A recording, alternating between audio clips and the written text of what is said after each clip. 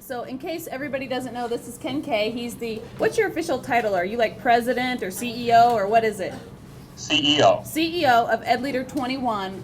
Ken leads what I feel are the most progressive superintendents in the country in a professional learning community for superintendents. And Ken always introduces himself as a recovering lawyer.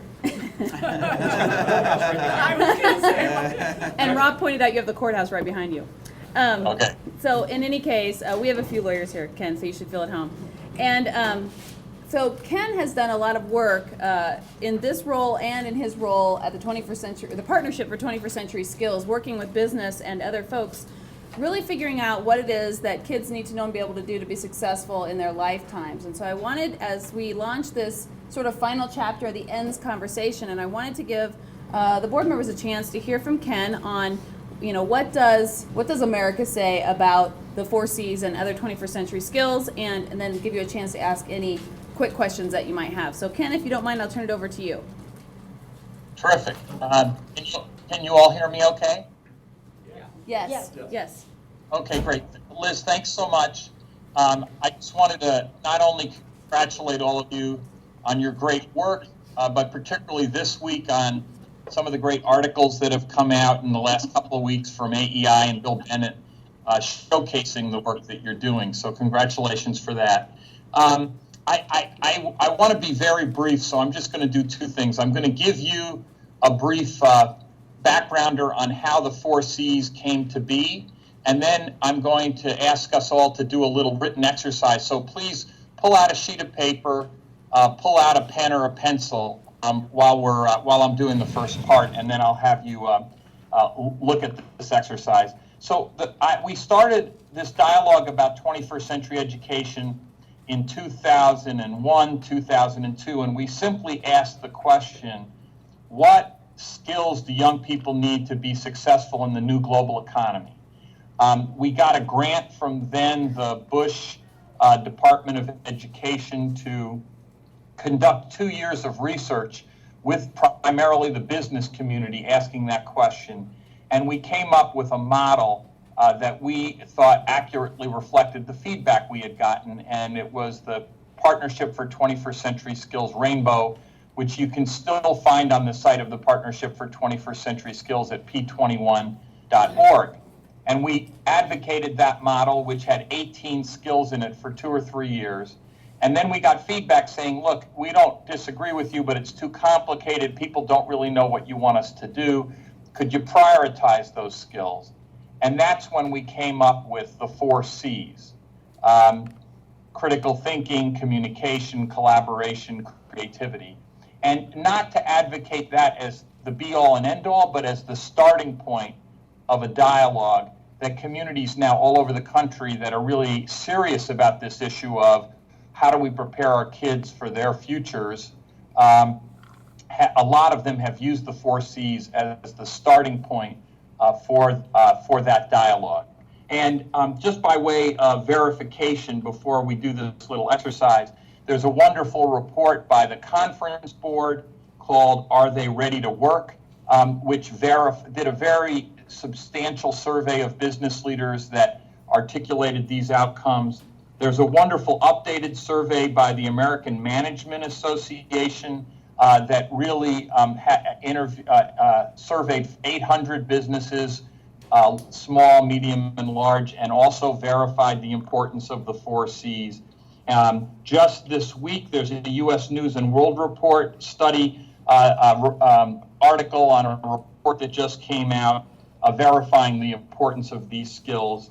And then the other report you may want to look at is the National Academy of Sciences has a wonderful report called Education for Life and Work, Developing Transferable Knowledge and Skills in the 21st Century. So I think that the data and the evidence is there that the 4 C's and more are very valid starting points for a dialogue.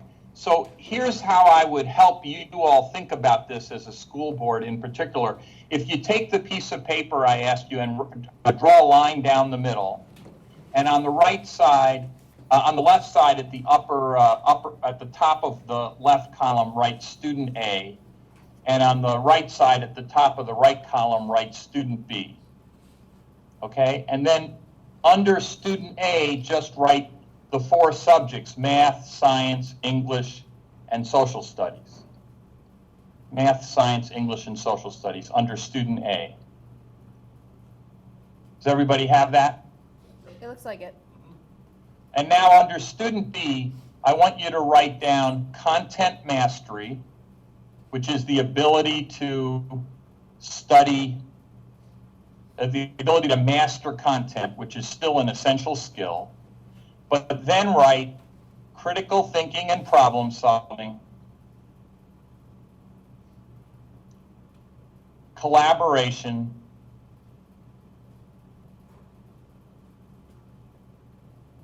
communication,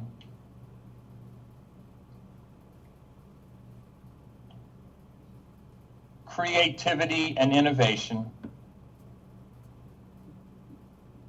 and then put a couple of blank lines so that you guys can add some if you want, and we'll talk about that in a second. Okay? Yep. So if you all look at student A column, I think you'll all feel, most of you will feel like I do, that that looks like the model of education that we were raised under. Is that fair? Yes. So now the question is, if you look at model for student B, which, we can ask a series of questions. First is that if you were an employer, which of these 2 students would you hire? Student A or student B? B. They're over there saying no question, B. Okay. If you all, as school board members, thought about this from the perspective of raising 21st century citizens, which of these 2 students would make a better citizen in the 21st century? A or B? B. If you were thinking about a student in the context of them being able in their future lives to solve their personal problems, family problems, health problems, personal finance problems, which would you pick? B. Okay, so the real issue for me is why is it that we know that we want workers, citizens, and individuals to grow up under the model for student B, but we, in most places in this country, and I think you're beginning to become an exception, but most places in this country, we are still stuck model A. So the districts of EdLeader21 now, we have 130 members in 32 states. We're working together to support one another to determine how do we create an effective model that really produces the results intended by the student B model. And I don't think there's much doubt that if we can create student B, that student B will be better at all the things that we said. They'll be better in the workforce, they'll be better citizens, they'll be better in their personal lives. And therefore, the only issue I hear back when I say why, they say, well, student B is a tougher model. Student B is a tougher model. Liz and I and the other 100 superintendents who look at this don't go, oh, well, student A is a tougher model. Student B is the tougher model. The question is, do our kids deserve it? Yes. Okay, if our kids deserve it, then we've got to make that journey, even though it's going to test our teachers, it's going to test our leaders, it's going to test the relationship even between educators and policymakers who are really stuck in the student A model. And I think that the issue is that this journey between the student A model and the student B model is clearly worth traveling, but it's hard. And one of the reasons that Liz and I are so excited about the EdLeader21 model is that this work is lonely if you're doing it inside one state, because even in Colorado, there are not a lot of fellow travelers on this journey. to say the least. So the reason that I think we've been successful, we have 380 people coming to Chicago next week, including a delegation from your district. I believe because people know that they're not finding a lot of support for this model in their state capital. And so they're looking to other districts, they're looking to us to help provide support and to help provide a community of support, of practice that they could utilize. So Liz, I think that's probably as good a setup as I can give. I've referred to some of the evidence, but I think that this contrast between student A and student B is the best reason I know as to why we ought to be making this journey. Ken, do you have time for a couple questions? Oh yeah, I'm actually free for the next 10 or 15 minutes if you need it. Okay, Doug? So what do we lose when you go, because student A is the model we've been teaching under, and I agree with everything you just said, and we support Liz wholeheartedly in this, but I want to understand better though is the pushback. So what do you lose when you go from a student A model to a student B model, and why doesn't that matter? So Doug says did you hear all that? He said I think so. okay. Yeah. He said he agrees, but he wants to know, what do you lose when you go from student A to student B model, and why doesn't that matter? Well, first of all, I think that you lose the security of the old system that you're comfortable with. And I think that every sector of the society has had to go through those repercussions, but education. And so I think that teachers in particular, have done what folks in the private sector did for a while. Look at Detroit. You sort of hang on to your legacy as long as you can. So one of the things you're giving up is comfort and ease and knowing the old system. I think the other thing that you're giving up is ease of assessment. And I think that there's no question that one of the reasons people have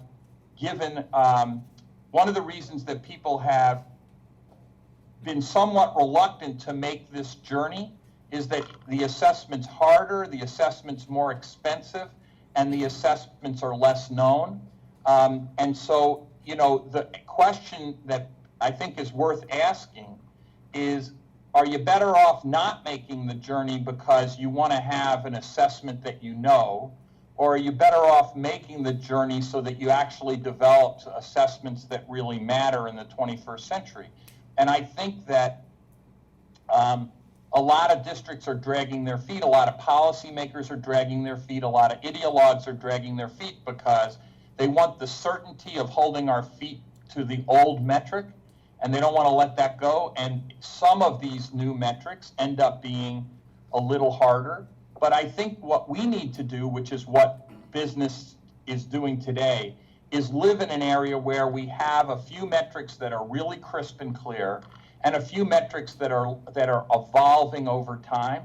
And that's how we're going to continue to bring education into the 21st century. Does that answer your question? Yeah, yes, thank you. Yeah, he said it does. Does anybody else have a question? Craig? Yeah, first of all, if someone could send us the links to the studies, including the NAS study and the other things, I'd like to, I will read that. All of them. I hope somebody wrote down that list, otherwise you're gonna have to. No. We'll send you the list. Is it okay to send it on Monday? Yeah, Sure. just send it to Liz and she can get it to us.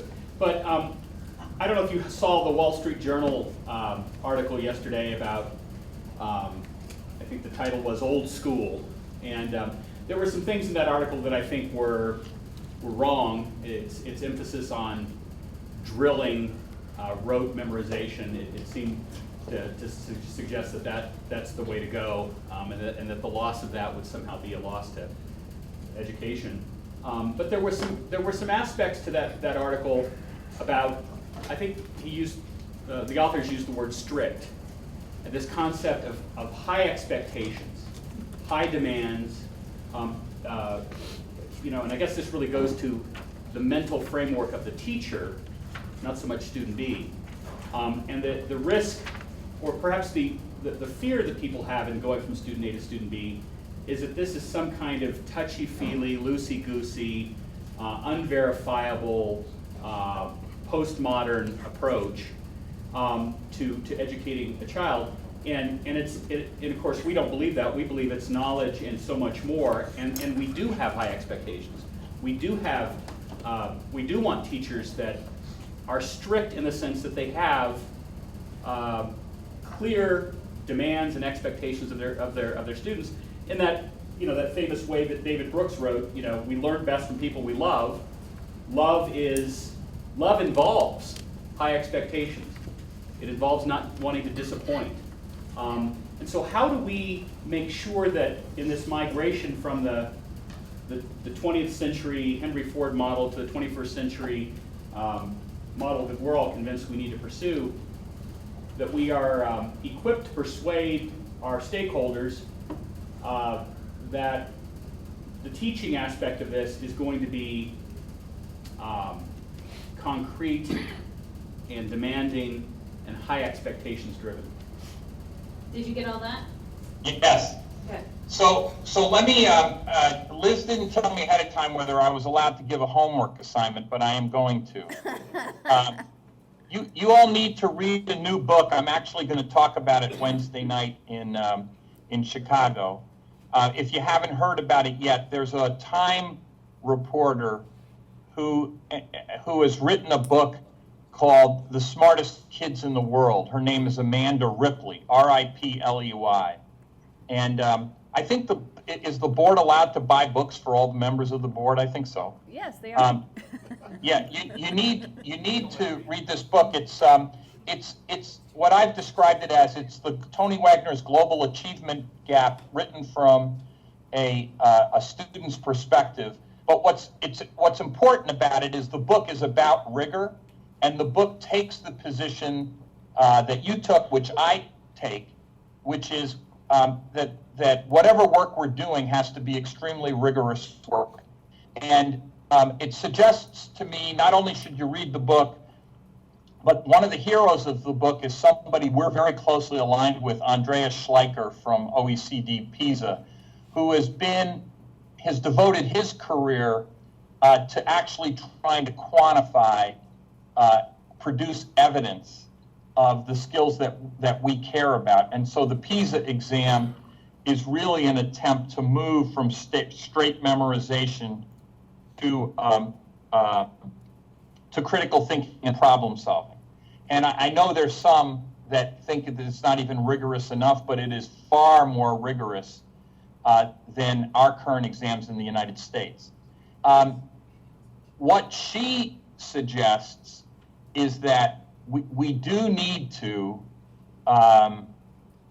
be rigorous.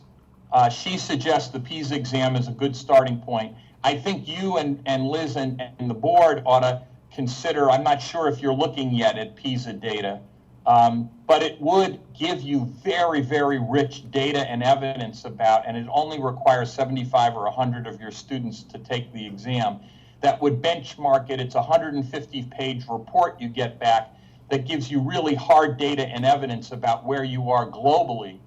So I don't think the rigor is just about being strict. I think the rigor is also about being globally benchmarked, which I think your district should be doing. Even at the end of the day, I don't want to spend a lot of time on the book. I think you ought to read it. I'm not as convinced that Ripley, she talks about rigor without ruin, meaning that she thinks Finland has done the PISA exam without ruining its kids, whereas Korea is doing the PISA exam while it's ruining its kids. So she talks about rigor without ruin. What I am going to talk about is rigor with relevance, or as Liz talks about it, rigor around what matters.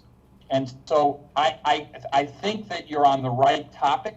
I think the problem is that there's a huge continuum of rigor for the irrelevant versus rigor for the relevant. And as long as you're heading in the direction of rigor for the relevant, it's what I would call 21st century rigor.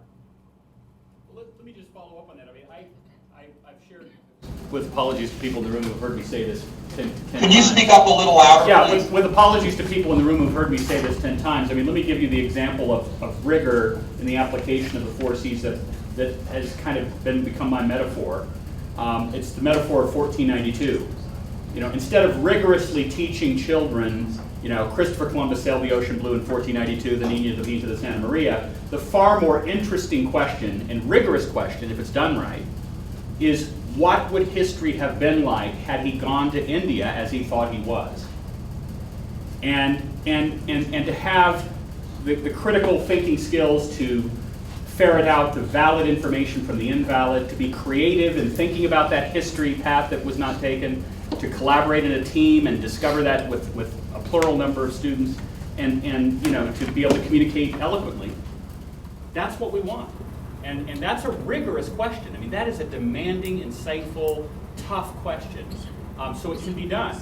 But I think we have, the average sort of Douglas County Republican resident is skeptical about leaving those comforting 4 subject matters that is the hard, rock of civilization, and letting go a little bit and understanding that if we're going to compete in this world, we can't compete on who can short-term memorize the best. We've got to compete on creativity and critical thinking and all the forces. Well, and this is the conversation we just had with Dr. Bennett over and over again, was that, look, we're not saying you shouldn't know anything about Columbus. Right. We're just saying that unto itself it's insufficient, that you have to have more than that, and that we're not leaving that. We're just saying we're going to exceed it. There has to be more. Yep. The example I like to use on a continuum again is where is the state capital, what is the state capital of Colorado, versus why is Denver located, why is the state capital in Denver, versus if you could move a state capital to some other location, what would it be and why?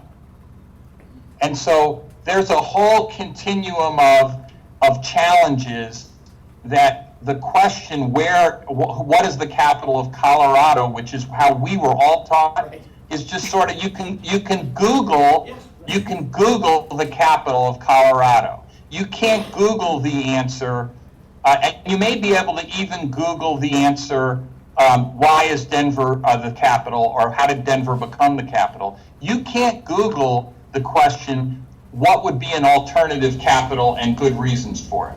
Or what was the previous capital, because it was Cripple Creek, and what was the previous capital, and why did it move from Cripple Creek? I mean, there's all kinds of interesting questions. But what I hear you saying is it correct to state that, in fact, what this does is subsume what student A has been taught and add on a bunch of elements. So one of my previous questions, what did we lose?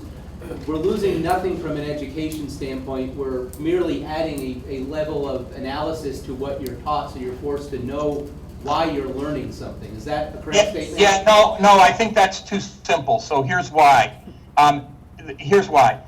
If you look at the new AP exams, and if you look at the Common Core, they have both recognized that if you just say we're doing all of the same content we did before and we're asking you to do this, that it can't really physically be done. So if you look at the Common Core, it actually identifies the topics in math that are not being covered so that there can be more depth around those topics that are being covered.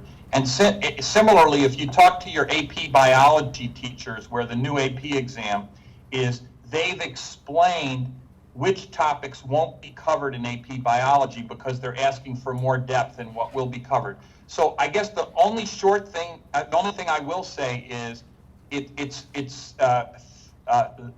physics of this are such that you can't just take the old content and then say go deeper. What you got to do is say we're going to teach a percentage of the old content and go deeper. And I think that the day in which teachers felt compelled to cover all the content really precludes them from going off on an issue like a state capital or going off on an issue like Columbus. You got to give them the time to do that, because unless you still have them memorizing another 500 dates, you got to exchange it for something. So what I want to say is that I agree with what you're generally saying, but the folks who have been putting together the new exams have recognized in order to really do the depth, there is some trade-off in the amount of content you're being asked to memorize. And I don't necessarily disagree with that completely, but I will say that we've had kids spend an inordinate amount of time building poster boards or science fair boards or, websites or giant posters in the hall of what is just factual information.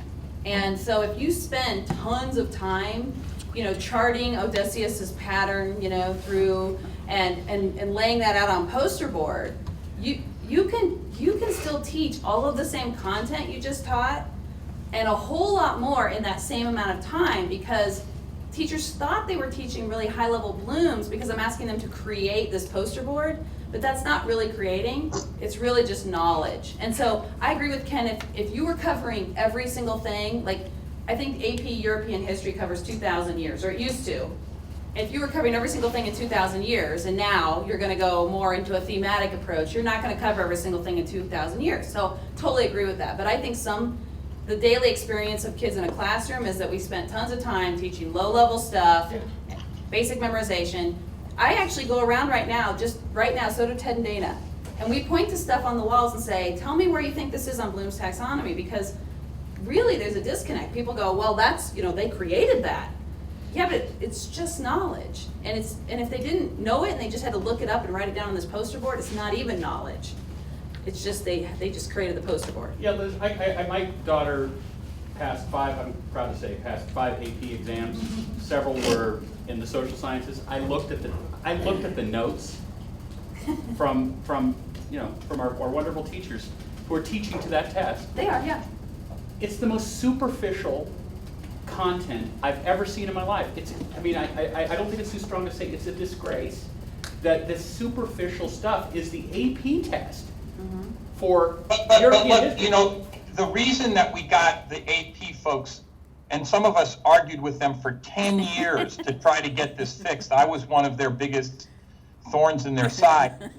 We didn't really win that battle until the National Academy of Sciences weighed in and said, the AP science exams are not preparing kids to think like scientists.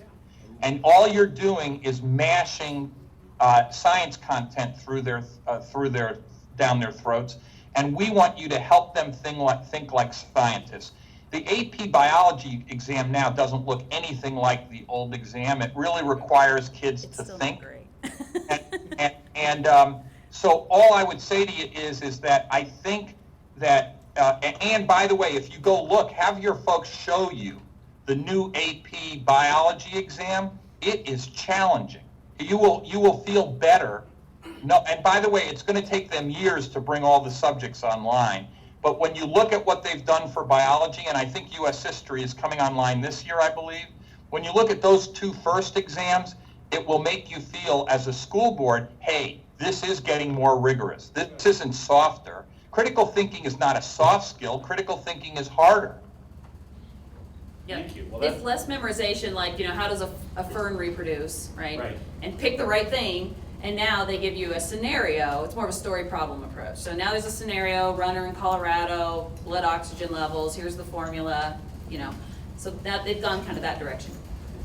You know what it sounds like, and this is Carrie Mendoza, I'm a physician, I went to medical school. It sounds a lot like, and I think this would be great, how medical school is in a way. There is a level at which you have to just memorize things.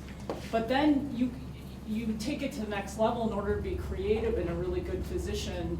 When you walk in the room, each person's different. You got to put together what's going on, their background, their physical exam, everything's different. It's not like the textbook, but you can't get to that level of critical, creative thinking If you know until nothing. you get through the floor of memorizing tons and tons of facts. And also there's a level of just sort of practical experience, internships and just learning by doing cases, and there's no substitute for it, but you have to have that sort of student A part first before you can get to student B. And I would just add with the student B that, again, for medical school work ethic, you just have to have it. You can't get to a level of being really creative and good unless you have a strong work ethic. The only comment, I agree with you, except that the research will show, and that you could take your comment, and I've heard graduate professors say this, which is, literally say this, which is in our system of education, you don't get to critical thinking until graduate school. Okay, so if you took your comment and actually extended it out too literally, you won't do any of the critical thinking until you're way down the road. I don't think that the models that we now see is, it's not a hierarchy of memorization for 8 years and then you can start critical thinking. And go to some of, by the way, go to some of the classrooms. I've been, what's the school I was in this summer? Oh, Sage Canyon. Sage Canyon. Go to Sage Canyon. Those kids are doing memorization and critical thinking in their classes now. And yes, they need to master the facts in order to critically think, but we don't have to tell those kids they got to wait to critically think. They're critically thinking in that school today. So the only thing people take your comment sometime and turn it into a hierarchy that where the critical thinking gets pushed so far out that you're denying K through 5 students from critically thinking. When you go to those schools, you see fabulous examples of critical thinking. And the other thing, it seems to me, the sequentialism versus simultaneity issue here is the neuropathing that those young brains will now have as a result of being challenged to think creatively and to have critical thinking skills. That getting them before the brain develops, I think there's some research that says that neuropathing is really taking place in those early years. So if they're just doing memorization, we're missing the morphology of the brain opportunity to get kids to develop that. Well, you're exactly right. I mean, one of the challenges that we're trying to help teachers understand that is, you can make them memorize everything all day long and they'll do well on the instantaneous test, but they don't know it a year later. Yeah. The retention rate of that is very small. We have tons and tons of evidence of that. So what we also know is that when they do critically think with the information or create with the information, the retainage of the knowledge is actually much longer. So the teacher says, but I have to cover this.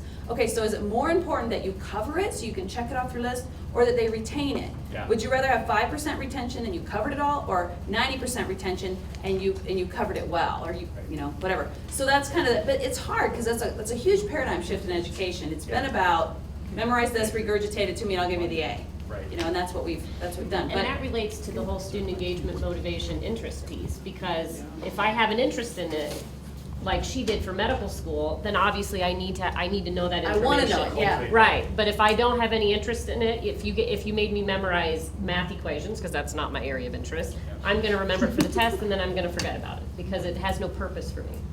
And then you're in our remediation rate. That's right.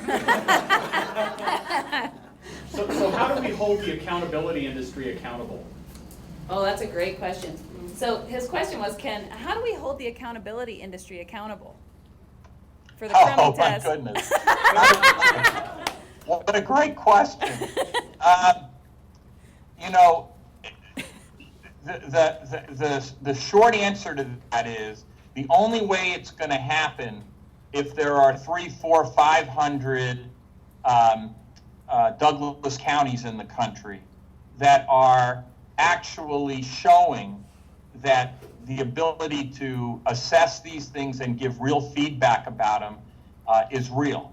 And, you know, they know what they're doing now is they have a foot in both camps, which is they have a foot in their legacy system, they have a foot in the Common Core, and then they have a foot in districts like ours so that they figure out if they're going to need to respond to the types of demands that you all and we all are trying to put on the system. So part of the reason for this, for example, within EdLeader21, out of the 100 school districts that we have, 70 of them participated in establishing rubrics for the 4 C's, grades 3, 4, 7, 8, 11, 12. And now in Chicago next week, we're debating to start a new project, which is to create a bank of performance tasks, which really relates to this conversation, which is, can we come up with a methodology that's rigorous and reliable, that will allow us to actually measure kids' tasks as they're performing these performances around the 4 Cs, in addition to memorizing content. And so we're very excited about the fact that we have interest from a number of potential assessment partners interested in this whole growing movement to create a bank of performance tasks around the 4 Cs. Now, the states originally, when they started Common Core and had Smarter, Balanced, and PARC, said they were going to do this, and then they blocked when they figured out what the price tag was. So I think ultimately the country in the very long run isn't going to make the decision about this simply based on price points. And so districts like yours, districts like the ones in our group, are going to forge the way, I think, to say you can measure these, you can be rigorous about these, we've proven it, and therefore the industry needs to start to become responsive. But it's a slog. It's not easy. Well, Bennett has a quote in his paper, something about that, something about actually doing it means that it's possible. And I think that's what Ken is basically saying, is that we've all decided that we can't get what we need by just asking for it. We have literally been told by the industry partners, if we made what you guys are asking for, we couldn't sell to anybody else because you're so far ahead. So everybody else just wants the other stuff. And that's what we're in business, that's what we're here for. So I think these 100 and whatever districts binding together and working toward this and creating it makes it possible. Scale, yeah. And In Sea's fact, a big part of that group.